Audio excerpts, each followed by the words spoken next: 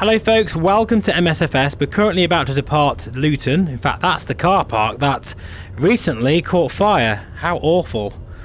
But yeah, today we're going to talk about the Pico 4 versus the Quest 3. And we're going to fly the Black Square TBM 850. It's very foggy today actually. So if you're interested in what I've got to say about this, stick around after a very quick word from our sponsor. Before we get into today's topic, I'd just like to say this video is proudly sponsored by VRFSG, and as you can see I'm checking out their new Quest 3 lens inserts, which are pretty nifty and they magnetically attach to the headset, which makes taking them on and off very easy if say other people use it. I must say though, they do stick out slightly, however I think you'll find this on all of the lens inserts for the Quest 3, and of course they are tailored to your prescription, but even if you don't wear glasses, get yourself a pair anyway, simply because they will protect those lenses. I'll have a 15% discount code in the description below. Anyway, let's get straight into this video. So let's start with the lenses. Now the Pico 4, when it was first released, caused quite a stir because it was probably the first VR headset to hit the market at a reasonable cost with decent pancake lenses. And they are very good, and it's great to see them again. You know, it's been a while, and I must admit, they do look beautiful in this thing. I remember being quite excited about this headset when it was first released, because it does give you a very nice sweet spot, without a doubt. Let's just get the autopilot on here. And once it's done its test, because I forgot to put the AP trims on. Bad pilot, Steve. IS mode, nav mode, that should get us up to 9,000 feet pretty quickly. So even though these lenses are very nice, I mean, let's be honest, nothing competes with the Meta Quest 3 lenses. Not even the Vari Aero, believe it or not. So, you know, the Pico 4 does lose out here. But, you know, don't be too disheartened, because as I say, they're even better than the top of the range Aero and Crystal. I don't know how Meta do it, but they really do produce the best lenses ever since the Quest Pro. They are just absolutely superb and true edge-to-edge clarity. In comparison to the Pico 4, well, it's still very good, but I'd say it's about 85–90% clear, which is still very nice. So let's now talk about the visual fidelity of the Pico 4 and how it compares to the Quest 3. Well, overall, I must say that I don't think the Pico 4 suffers so badly with screen door effect. And I know many of you out there are quite annoyed with me for even, you know, saying that the Quest 3 has screen door effect, but it does, folks. I'm sorry, but it does. And the reason why is, well, it's not just because it's slightly lower resolution. It's really mainly to do with the pancake lenses in the Quest 3. They've canted them to get a better field of view, but because of that, the pixels are now at an angle and then more noticeable. However, with the Pico 4, with its 2160 by 2160 resolution and sort of the pixel layout being more conventional, you don't notice it so much. I mean, if I really look hard, I can actually see it a little bit, but I'm really being nitpicky there, and it's just not as noticeable as the Quest 3.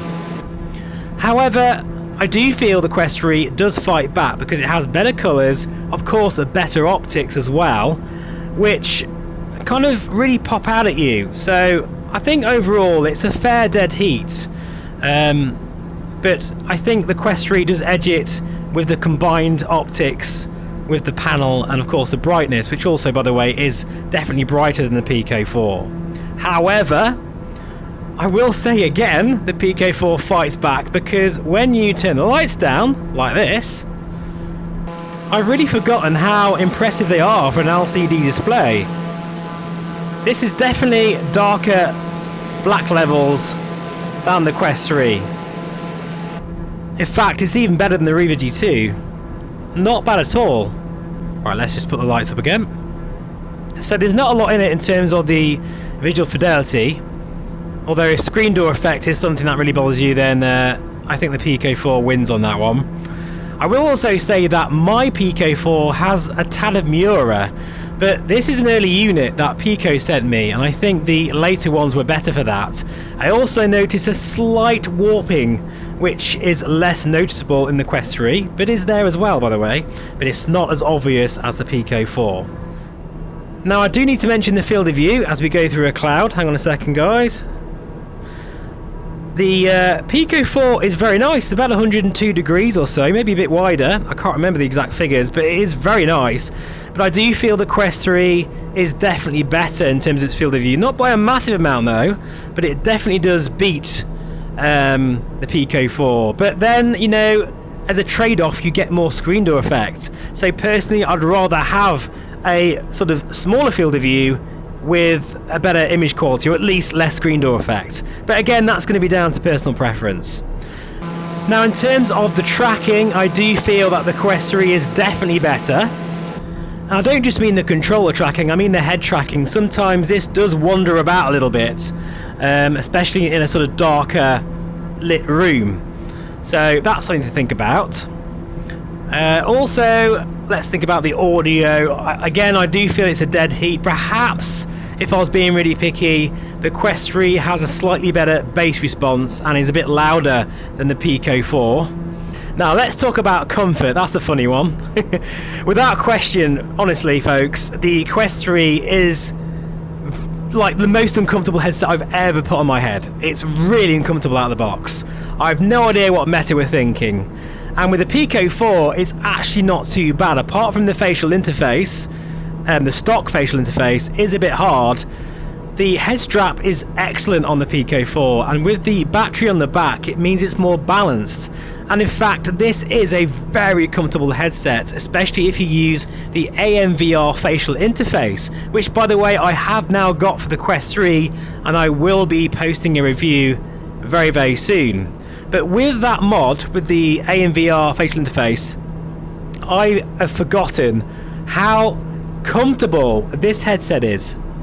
It is all day comfortable, and it feels so light and balanced. I love the fact the battery's in the back. And talking about the head strap, well, this is the thing that the Pico 4 completely wins on, and that is value for money. Right now, at the time of recording, you can get the Pico 4 for around £349. That, in comparison to the Quest 3, is very cheap. But then when you think about it, the Quest 3 desperately needs some accessories. You're going to need a new facial interface and a head strap. Those two combined, well, it's going to bump the price up of even the 128 gig version to £700. So suddenly the price point is massive. So I've got to think about that as well. And I will give you my conclusion at the end, by the way, guys. I'm just going to, giving you the sort of various comparison bits and bobs first. Oh, this is beautiful. Sat up here in the TBM 850. It's not a bad place to be, I tell you that. So I think the other thing to mention is software. Without question, the Quest 3 wins on this hands down. Not just because of the UI and all that kind of thing, but also because of the asynchronous spacewalk, which I'm a massive fan of personally, but I do realise that a lot of simmers out there don't actually like using motion projection. And the virtual desktop version is actually pretty good as well, Steam VR. I'm getting a locked 45 frames per second at the moment. But having said that, I do feel that the Meta engineers are the best when it comes to software. Also worth mentioning is the pass-through. Of course, the Pico 4 has a colour pass-through, but it doesn't have a depth sensor, which, it definitely suffers from that. I do feel the Quest 3, well, the pass-through isn't as great as the reviews suggested, especially the early Meta Ambassador reviews. It could be usable for seeing where you are in terms of your hardware, so you can see your throttle quadrant, your yoke, your pedals, all that kind of thing. Maybe charts, possibly, if you could really pick them out, but I don't think the resolution is good enough for that. But I do feel that over time we might get some really cool developments to be able to interject some of that pass-through into our simming environments. And with the hand tracking as well, which is also way better on the Quest 3, that is something to consider as well. Now, the Quest 3 as a standalone gaming headset completely blows apart the Pico 4, but when it comes to flight simulation and PC VR, it's not as simple as that, especially when you consider the price. So really, my advice is, if you already own a Pico 4, I don't think it's worth upgrading to the Quest 3 unless you want to sort of enjoy those standalone titles. And if you are looking for a wireless headset specifically for MSFS and DCS World, and you don't want to spend too much money, again I think I'd recommend the Pico 4 over the Quest 3. You know, I'm really looking forward to seeing what Pico have got up their sleeves, and I'm hoping sort of spring next year we will find out.